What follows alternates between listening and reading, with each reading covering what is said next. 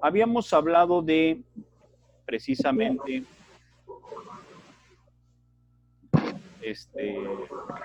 habíamos hablado de lo que era ciencia, ¿no? Que consideramos que era ¿cómo se llama? El método científico, qué características tenía el conocimiento, habían tipos de conocimiento y todo ello, ¿no es cierto? Muy bien. ¿En qué ejercicio, en qué pregunta nos habíamos quedado, chicos? En la 2.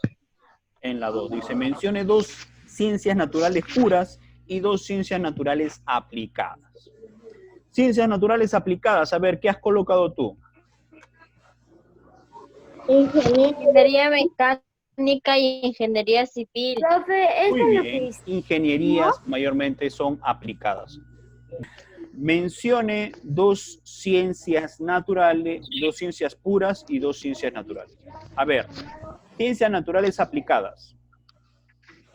¿Cuáles son las ciencias naturales aplicadas, chicos? Tenemos 2. Las ingenierías. Ingeniería mecánica e ingeniería civil. Muy bien. Cualquier ingeniería. Muy bien. Ciencias naturales puras.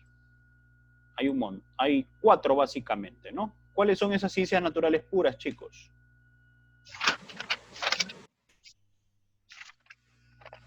Díctame. Tenemos las ciencias físicas, ciencias químicas, ciencias biológicas, o biología, ciencias biológicas. Chicos, ¿qué cosa era la ciencia? ¿Qué es la ciencia? Un conjunto de conocimientos. ¿Es un conjunto de qué? Muy bien, conjunto de conocimientos sistematizados, organizados y demostrables. Muy bien, chicos, muy bien. Que el hombre usa para explicar las causas de los fenómenos naturales. Lo que nosotros, como bien dice, buscamos con la ciencia es explicar lo que sucede precisamente en nuestro alrededor. ¿Ya? Eso es muy importante para poder entender cómo es que funciona la naturaleza. ¿Qué significa conocimiento, muchachos? Es para un nosotros conjunto de saberes, de información. Muy bien. Acerca de una cosa. Es el conjunto de nociones o saberes, ¿ya? O información que tienes acerca de una cosa. Es el conjunto de información que tenemos acerca de una cosa. ¿Qué significa tecnología, chicos? Es un conjunto de teorías y técnicas que permite el aprovechamiento práctico de la ciencia. Muy bien, perfecto, perfecto. Estamos todos ahí. Estamos en sintonía, muchachos. 6. Dice lo siguiente, indica el paso del método científico al que corresponde cada uno de los enunciados. Consiste en recolección de datos. Observación. Consiste en demostrar la validez o nulidad de la hipótesis. Experimentación, muy bien. Que se hace en relación a las causas del fenómeno. Esa suposición, eso que estoy suponiendo. ¿Cómo se llama? ¿Hipótesis? Se llama hipótesis. Muy bien, hipótesis. Perfecto, chicos.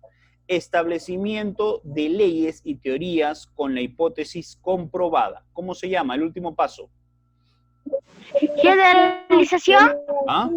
Generalización. Generalización. Muy bien, generalización. Muy bien. Algunos no entienden qué cosa es una ley y qué cosa es una teoría. ¿Ya? Solamente para dejarles indicado algo. Nosotros en sí hacemos el descubrimiento, sea de algo, nosotros le llamamos leyes. ¿Ya? Por ejemplo, ley de gravitación universal, en sí, ¿no? Nosotros lo que hacemos es, primero, ¿qué hacemos? Establecemos leyes de una manera en la cual nosotros tratamos de explicar cómo es que funciona la naturaleza, ¿no? Desde una descripción básicamente matemática, una ley. Pero una teoría, por si acaso, ¿ya? Y eso lo dejo indicado, la teoría se basa en las leyes. ¿Ya? La teoría, chicos, se basa en las leyes, no es al revés. No es las leyes se basan en la teoría, no. Sino la teoría se basa en las leyes. Para yo hacer, por ejemplo, la teoría de la relatividad, necesito conocer primero leyes. Las leyes, básicamente una descripción matemática, por así decirlo, de lo que está pasando en la naturaleza. Eso es hablando en física, ¿ya? Leyes, leyes, leyes. Es una descripción más que todo matemática. Se puede establecer mediante fórmulas matemáticas, ¿ya? Pero una teoría, básicamente, es una interpretación de todas esas leyes que yo tengo. Yo interpreto esas leyes que tengo, esas ecuaciones matemáticas, las interpreto, ¿ya? Y formo una teoría, ¿ya? Las teorías se forman a partir de ¿quién? De las leyes. No es al revés, muchachos. Yo no formo mis leyes y las teorías vienen de... mejor dicho, yo no formo mi teoría primero y luego las leyes. No, así no funciona, ¿ya? Eso es para dejar más que todo en claro cuál es la diferencia entre una ley y una teoría. Una teoría se basa en ¿quién? En las leyes, ¿ya? Que se han descubierto. Muy bien. Correlacionar. DDT. ¿Qué cosa es el DDT? El DDT es un pesticida. Colocamos aquí 1. El ozono. ¿Qué es pesticida? ¿Cómo? ¿Qué es pesticida? Un pesticida, precisamente como su nombre lo dice. Es como la... Es como...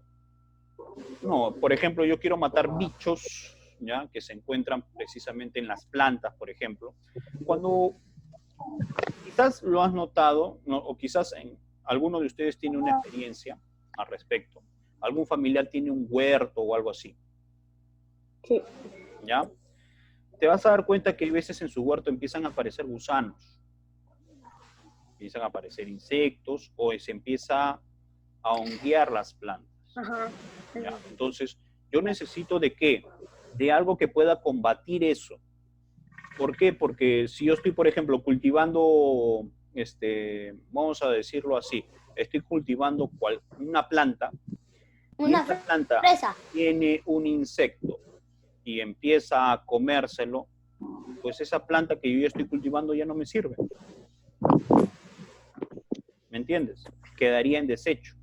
Entonces, lo que yo tengo que hacer, ¿qué cosa es? Eliminar mediante insecticidas, pesticidas, y así sucesivamente. ¿Sí? DDT. A ver, el ozono. ¿Con quién se relaciona? Se relaciona con él, con el clorofluorcarbono. ¿Sí? Con el cloro. Eso de acá, clorofluorocarbono. ¿Ya? Esto de acá tiene la capacidad, por si acaso, ¿de qué? De destruir la capa de ozono. ¿Ya? Por ahí va, más que todo. Esto se encarga de qué, o tiene la capacidad de qué, de destruir la capa de ozono. ¿Ya? Con eso hay que tener bastante cuidado. Profesor, ¿dónde encontramos el clorofluoruro de carbono? Suelen utilizarse en aerosoles, ¿ya? Es lo usual. Los aerosoles o todo lo que tenga, lo que tú conoces como spray. Por ejemplo, ¿has visto esos rociadores para matar insectos? Esos aerosoles con lo que pintan en los fierros de... También. Todo eso tiene clorofluoruro de carbono. Clorofluoruro carbono, ¿no? Tiene eso. Entonces, ese gas ya llega hasta la capa de ozono y empieza a destruirlo, ¿ya? Empieza a partir los enlaces, ¿ya? Y empieza precisamente a aperturar lo que es la capa de ozono. Calentamiento global. ¿Con quién está? ¿Combustibles fósiles? ¿Está relacionado con quién? Con los combustibles fósiles. Esto está demostrado, chicos, que somos nosotros los que estamos generando Precisamente el calentamiento global. ¿Y es por qué? Por el uso de combustibles fósiles. Profesor, combustibles fósiles, no entiendo. El petróleo es un combustible fósil. El petróleo, cuando yo lo uso, ¿ya? Al momento de usarlo, se expulsa un gas, que es el dióxido de carbono. Ese dióxido de carbono empieza a acumularse en el aire. Y la acumulación de dióxido de carbono trae consigo ¿qué cosa? Que el calor, ¿ya?, que se genera acá en la Tierra, ese calor que viene proveniente del Sol, se empiece a acumular, ¿ya? Y no se expulse del planeta, o no tenga ese efecto rebote en el planeta. Profesor, ¿cómo es eso? Es como si tú te colocaras en verano una chompa. Cuando tú te colocas en verano una chompa, ¿qué va a pasar? Sientes más calor, ¿ya? Como sientes más calor, precisamente como si te colocaras más chompa y más chompa a la vez y más chompa a la vez, y lógicamente que mientras más chompa te colocas, más calor vas a sentir, ¿ya? Para nosotros, para el planeta, ¿cuál es la chompa? La chompa es el dióxido de carbono. El dióxido de carbono es como una chompa que está encima de nosotros, ¿ya? Que cada vez se hace más grande y más grande y más grande. Y eso hace que nosotros podamos sentir cada vez más calor, más calor. Y en el planeta empieza a subir ¿qué cosa? Empieza a subir la temperatura, ¿ya? Dióxido de azufre. ¿Con qué está relacionado el dióxido de azufre? El dióxido de azufre. Calentamiento global. Lluvia ácida. ¿Ya? Está relacionado con la lluvia ácida. Profesor, ¿y por qué está relacionado con la lluvia ácida? La lluvia ácida es cuando el dióxido de azufre se produce, ¿ya? Puede ser por motores en funcionamiento, como por ejemplo motores de carro, de autos, ¿ya? O de maquinarias. Ese dióxido de azufre, cuando se va al medio ambiente, se mezcla con algo que tenemos a nuestro alrededor, que es la humedad, con agua. Y se forma lo que se llama el ácido sulfúrico. Ese ácido sulfúrico cuando se empieza a formar en la atmósfera, ¿ya? En forma de vapor, al momento de llover, ese ácido sulfúrico empieza a caer. Todo ese ácido sulfúrico empieza a caer. ¿Y empieza qué? Empieza a destruir, ¿ya? Por ejemplo, tierras que son áridas, en las cuales se pueden hacer plantación, se puede hacer plantas, ¿ya? Se pueden producir plantas. A esas tierras les empieza ¿qué? Las empieza a esterilizar. O sea, ya no se puede producir en esa tierra ¿qué cosa? Ya no se puede producir plantaciones, ¿ya? Y eso es por qué, ese es producto de precisamente lo que es o nosotros conocemos como lluvia ácida, ¿ya? Eso es bastante dañino, ¿ya? Para nuestro organismo, ¿ya? Porque las plantas que puedan recibir esta lluvia ácida y puedan, ¿cómo se llama? Por así decirlo, ser resistentes, ¿ya? Me van a dar un fruto, ¿con qué? Con un poco de variaciones, ¿ya? Que pueden hacer ¿qué cosa? Al momento de que yo me lo pueda ingerir, puedan ser dañinos, ¿ya? Dime, Lucero.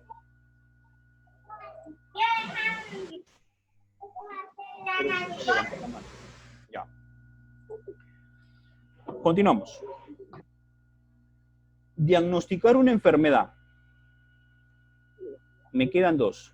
¿Con el conocimiento empírico o con el conocimiento científico? Científico.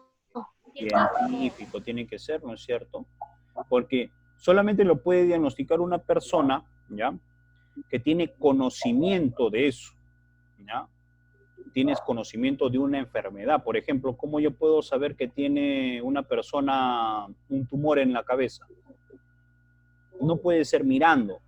Necesariamente tengo que hacer, ¿qué cosa? Tengo que conocer la maquinaria, con qué trabajar y poder, ¿cómo se llama? Sacar pruebas, ¿ya?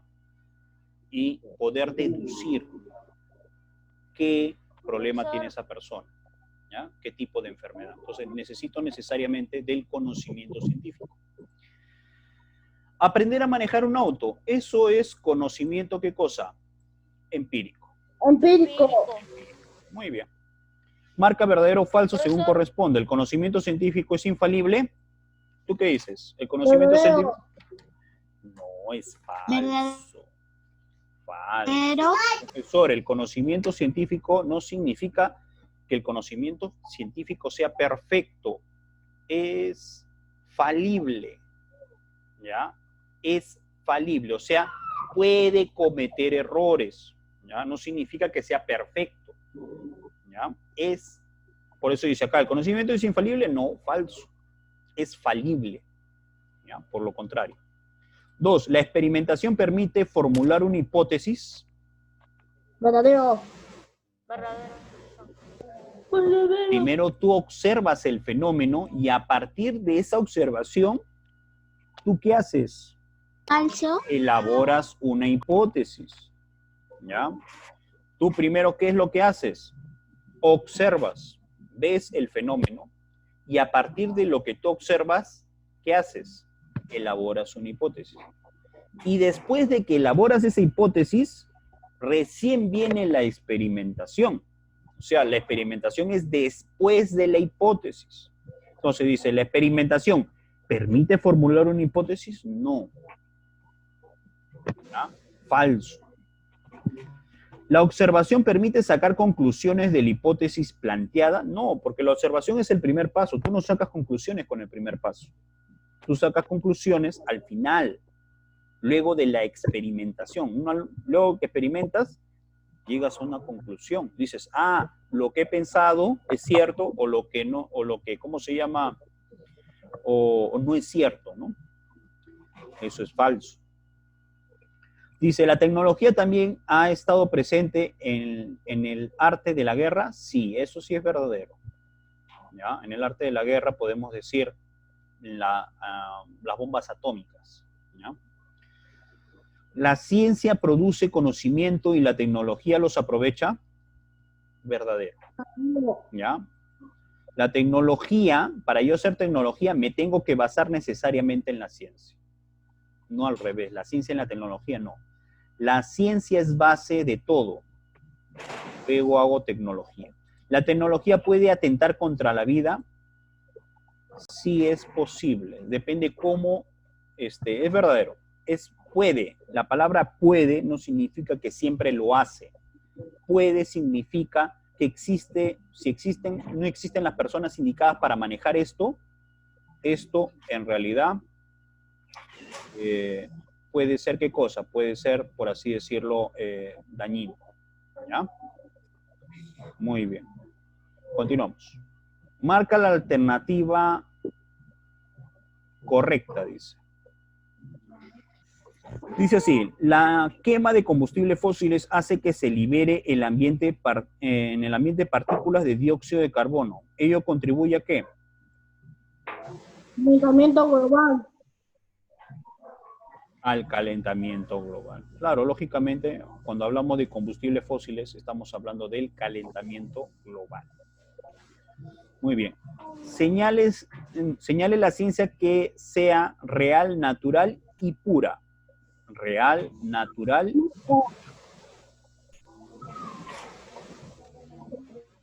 Primero, si empezamos por las puras, tenemos a esto, matemática, a la sociología y a la física. Si tenemos a la ciencia pura y además natural, es a la física y posiblemente, no, solamente me queda la física, nada más. Sería la física, la E. ¿Sí? No me queda otra. Real, natural y pura. ¿Ya? ¿Qué es la hipótesis, chicos? Es una posible explicación acerca de las causas que originan un fenómeno.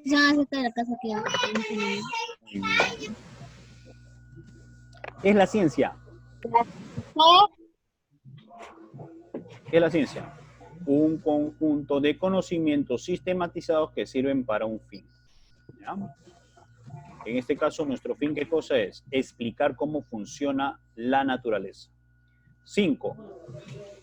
Dice, es el camino que sigue el investigador para comprender y explicar las causas de los fenómenos naturales. ¿Cómo se llama eso? Camino que sigue un investigador. El conocimiento científico. No, ese no es el camino. Camino, o también puedo decir los pasos que sigue un investigador.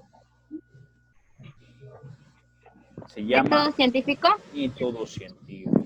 Muy bien, método científico. 6. Consiste en llevar a cabo la reproducción de un fenómeno, ya sea en un laboratorio o en el campo. Reproducción. Experimentación. Muy bien. Uno de los pasos del método científico es la observación, que consiste en ¿qué? Probar la validez de una hipótesis. A ver, ¿probar la validez de una hipótesis? No, la observación es el primer paso. Con el primer paso tú no haces nada. ¿Recolectar datos de fenómeno? No, es experimentación. ¿Elaborar una teoría científica? No. ¿Proponer nuevas leyes? Tampoco. ¿Analizar los resultados del estudio realizado? Tampoco. Aquí no hay. El primer paso, que es la observación, y acá lo vamos a colocar, veamos bien.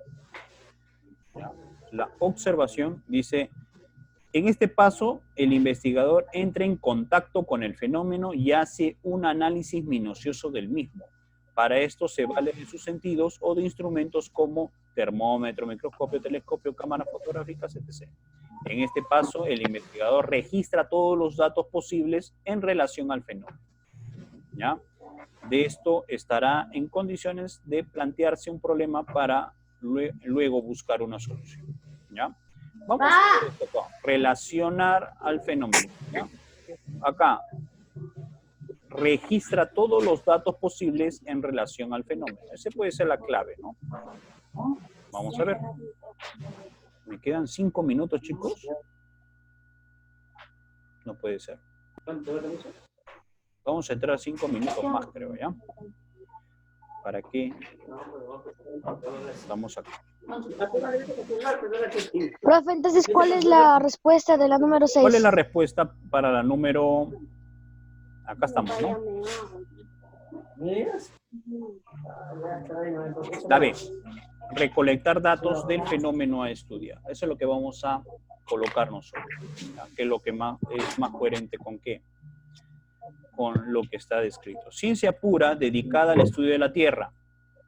Ciencia pura. Si es ciencia pura, no es ingeniería. No es ciencias aplicadas. Lo único que queda, ¿qué cosa es? Geografía. Bioquímica no es ni astronomía. Listo. Los 5 reinos, básicamente, chicos, para hablar de los 5 reinos, como estábamos diciendo, en la época de Aristóteles, ya, en el tiempo de Carlos Linneo, los biólogos han dividido a los seres vivos básicamente en 2, de acuerdo a lo que han visto, de acuerdo a lo que se ha observado. Los han dividido en reino vegetal y reino animal. ¿Por qué? Porque es fácil de reconocer. Hasta que años después aparece Whittaker, ¿ya? Haeckel, y ellos ya empiezan a manifestar que existían otros microorganismos, ¿ya? Por ejemplo, el biólogo alemán Ernst Haeckel sugirió crear el tercer reino. Pero este tercer reino aparece precisamente ¿por qué? Porque ya se había descubierto el microscopio, ¿ya? Y ya se podía ver ¿qué cosa? Seres vivos que eran muy chiquititos, que no se podían ver a simple vista. Sugirió ¿qué cosa? Lo que es el nuevo reino, que era el reino protista. Años después, recién fue validada su teoría y se incluye como un tercer reino. Comprendían organismos que no eran ni vegetales ni animales, ¿ya? En la década de los 50 o de los 60, los biólogos llegaron a tener mayor conocimiento de la bioquímica, eso es bastante importante, ¿ya? La bioquímica de la célula. Por ello, o sea, cuando dice la bioquímica de la célula, sabíamos cómo es que funcionaba la célula en sí. Por ello se crea otro reino más, que era el reino Monera. Y Whittaker distingue algo. Antes se pensaba que los hongos eran plantas, y no era así. Los hongos no eran plantitas, a pesar de que crecían cerca de las plantas. Era otro reino cuyas células tenían otras características y otra forma de ¿qué? De poder alimentarse. Creó así el reino Fungi.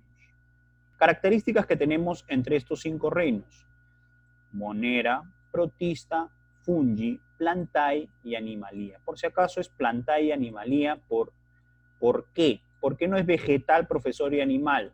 Porque las palabras que están aquí están escritas en latín. Y en ciencia, nosotros para dar nombres, lo escribimos ¿en qué? En latín. Tipo de célula para el reino Monera es procariota. Recordar que una célula procariota es aquella célula que no posee, ¿qué cosa?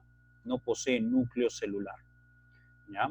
Pero las demás son del tipo células eucariotas. Eucariota, eucariota y eucariota. O sea, que sí poseen membrana nuclear, ¿ya? La procariota no posee membrana nuclear. O sea, en pocas palabras, no tiene núcleo. ¿Solamente en qué caso? En el caso del reino Monera. ¿Multicelular o unicelular? Bueno, en el caso del reino Monera es unicelular. En el reino Protista puede ser unicelular o multicelular, quiere decir que posee un solo tipo de célula, ¿ya? En el caso de Fungi, Plantae y Animalia presentan variedad de células. Modo de nutrición pueden ser autótrofas o heterótrofas. ¿Qué quiere decir autótrofas? Autótrofas quiere decir que son capaces de fabricar sus propios alimentos. Y heterótrofa, que pueden fabricar, que requieren de otro ser vivo para poder alimentarse. Entonces, autótrofos son los que pueden producir sus alimentos y heterótrofos que requieren de otro individuo o de otro ser para poder sobrevivir. Entonces, en el caso del reino Protista, son autótrofos y otros son heterótrofos. Tanto en el reino Monera como en el reino Protista encontramos de ambos. En el reino Fungi, todos son heterótrofos. ¿Qué es eso? Que necesariamente requieren de otro ser vivo para poder alimentarse. Plantae, que son autótrofos. ¿Por qué? Porque las plantas pueden fabricar sus propios alimentos. Y animales son básicamente todos heterótrofos. Ejemplos que tenemos en el reino Monera son las bacterias, las cianobacterias también, o también conocido como algas verde-azules. En el reino Protista tenemos a la euglena, a las algas así a secas, ¿eh? No es algas verde-azules, es algas, y las amebas. En el reino Fungi tenemos tanto a las levaduras como a los hongos, ¿ya? En el reino Plantae tenemos a las plantas con flores, vasculares o no, también vasculares, también que se les conoce, ¿no? O plantas con flores y plantas sin flores. Animalia tenemos ¿a quién? A los vertebrados y a los invertebrados, ¿ya? Acá tenemos precisamente lo que, ¿cómo se llama? Tenemos que detallar, ¿no? De cada uno de ellos. Movilidad y todo ello. Básicamente es eso, chicos, ¿ya? Ya la próxima clase, hasta aquí nomás nos vamos a quedar. La próxima clase ya completamos todo lo que es trabajo en el aula, ¿sí?